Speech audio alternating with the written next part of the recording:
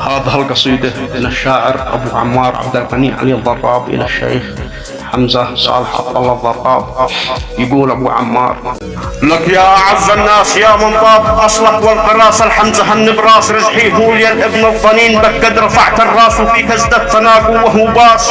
يا صادق الإحساس أسأله لا يدلك أو يهين يا الجوهر الألماس ويا ضيق ابن مرصع بالمراس بديك خصمك كاس حنظل يشربه في كل حين.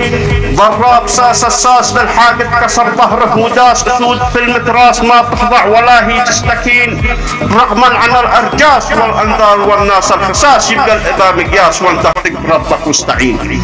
والواشية الدساس دي يحرق في الأرض اليباس لا شك باين داس ولعنة تلحق الدنيا ودين. سلامتكم.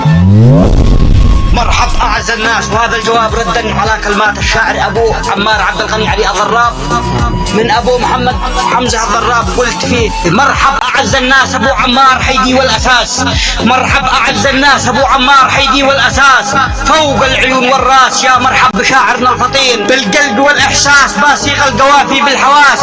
لك يا الذهب والماس أخو مهيوب يزند اليمين وفيك شد الباس أخي عبد الغني ذي بالغلاس. وفيك شد الباس أخي عبد الغني ذي بالغلاس. وصد كم الراس وادحر كل متغطرس لعين. يا سم للأنجاس ويا بلسم داوي للمساس.